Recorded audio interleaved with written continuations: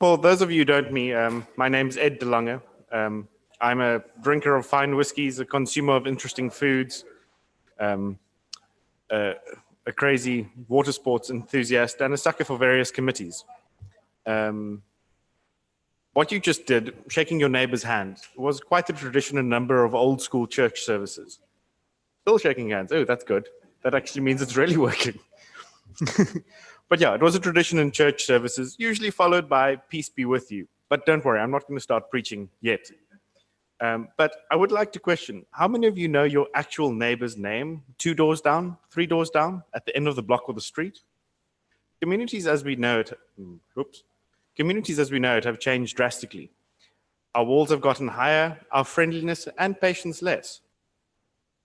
I admit I don't know many of my neighbors. I can't tell you any of my street's gossip or where to get the nearest cup of coffee for a couple of reasons, mostly because I've just moved into the area and I don't actually end up spending much time at home. My downtime is usually spent either with an arts crowd, surrounded by water sports enthusiasts, or people like you, keyboard crusaders.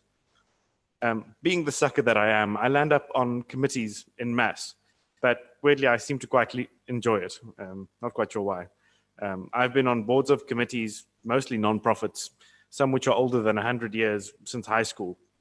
They range from anything from a symphonic orchestra, art centers, sailing, diving clubs, and of course, technical communities. In a typical Durban fashion, for those of you who don't know, Durban is a little, well, not that little city. It's the 3rd biggest city in South Africa on the East Coast. But in a typical Durban fashion, we had a training session hosted by KZNNOG.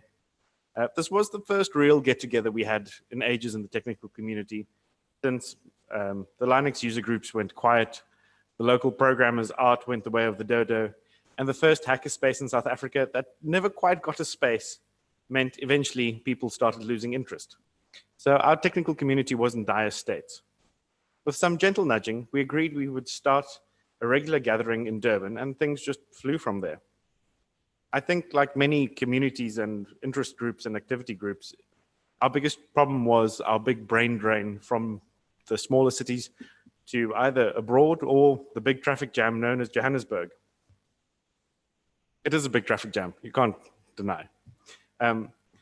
Our idea was by having more meet space get-togethers, this would reduce and we'd be able to retain some of them and eventually grow the community properly in Durban. Excitingly, we had the bigger part of the community interested, ready, and eager, a couple of brave and keen pioneers. Due to my affiliation with the local yacht club, Point Yacht Club, I had a very cost-effective venue, and it had that lovely, cold, golden, frothy stuff that came from a tap that we all know our community seemed to run on, along with snacks and good fast Wi-Fi. Squire Donald and I got the ball rolling with some fun stuff, feedback from AFPIF of, 2 years ago, I think it is.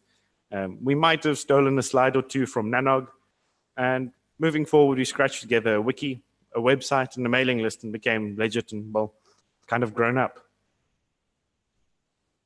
We landed our first sponsor quite quickly, Edrich. Thank you to CCOM. They came on board and things just went very positive from there.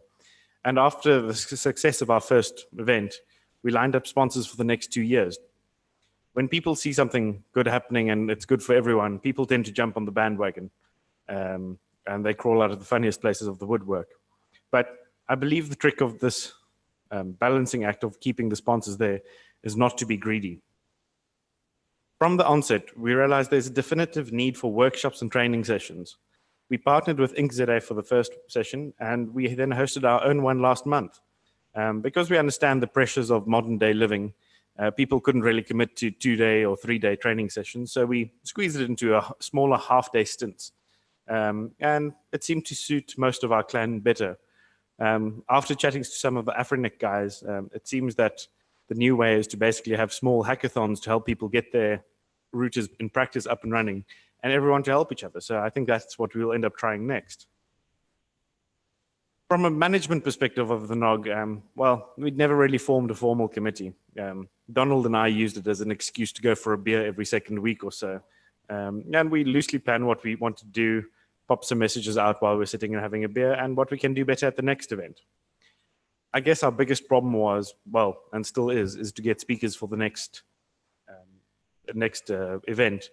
And I think that's a problem with most organizations like this, because volunteers are not very forthcoming at the moment. But with some gentle nudging, one gets there. We have sometimes had to forcefully volunteer people to come and have a talk, and, well, it seems to work fine. And the people didn't get too grumpy with us. Since Durban is a fairly small community, I think there's about 25 odd operators based in Durban itself, at least with the head offices there. And I think we've caught the bulk of these. I think there's still some more we can push, especially more out in the far-reaching areas. Our real next step is, as I said, the pioneers in the small towns that get zero love from any of the big operators. But for most of them, transport is a problem because our province is fairly big. And I think our furthest visitor was from a place called Ladysmith, which is a good 3.5 hours drive. And as we run evening events, transport can be a problem for them. So we are looking at live streaming as an alternate. Other issues, I guess, since we're fairly new and we haven't hit any real problems. From prior experiences with other communities, the key to surviving is keeping it community run. We mustn't lose focus, shouldn't make it get too big, and we have to learn to delegate, which is a problem for everyone, because sometimes it's easiest just to do it oneself, but that does not work in the long run. And it will become a one-way road to failure. This wasn't a Hollywood or a Disney where everything is all rosy and happy. It is inevitable that someone's life will intervene and, well, people might move away, new jobs, get a family, or things will happen. So delegation helps the continuity. It's easy to understand that, but quite difficult sometimes to implement. And yeah, but I implore everyone, please go out there, start your own small communities in your local areas, because for everyone to get together at events like these are nice. But I mean, how many actual foot warriors do you end up getting at these bigger events? It's the small events where the big change ends up happening. If we all focus on making the small communities work in the local areas, then the communities will grow in the sort of the regional areas, or even on a national basis. So we have to all push from the bottom up. Doing it from the top down will never really work. So try it. Start, even if it's 5 or 6 people getting together in your area on a Saturday morning or a Sunday morning for a cup of tea, or in the afternoon for a drink. If you get your local communities running, in the long run, it will kind of work out. So please go out and try it. And I seem to have lost a slide. I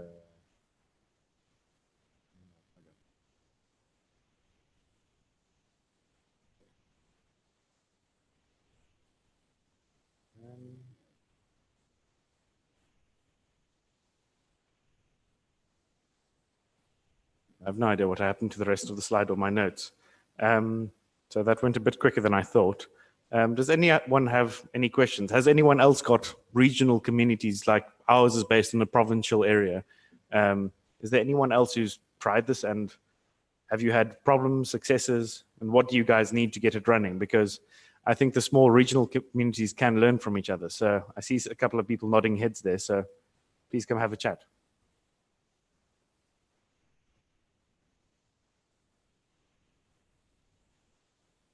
Hello.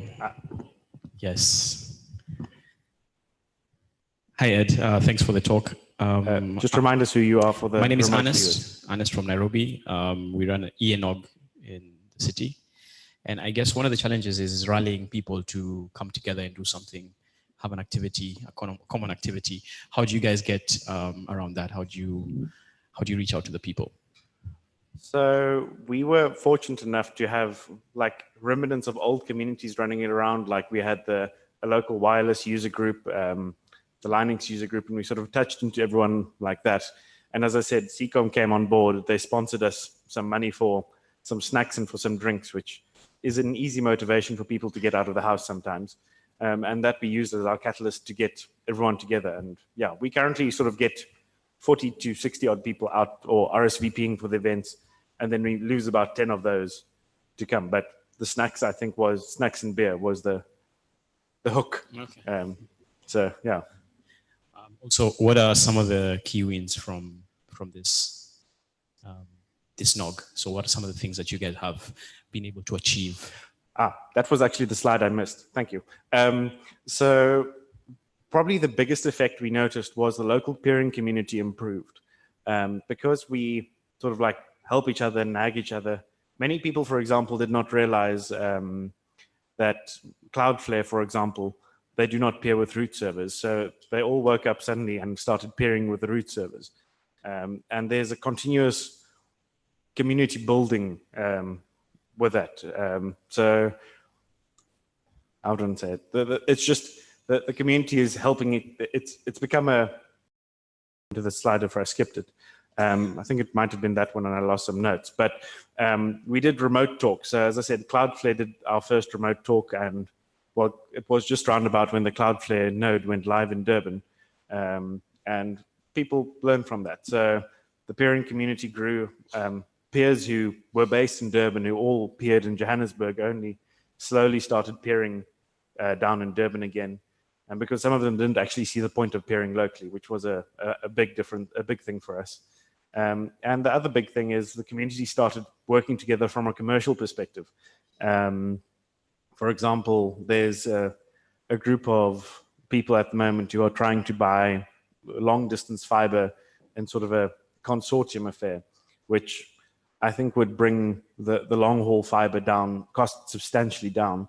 I think it's by a factor of about 10 for a factor of 10 times for a 10 gig service.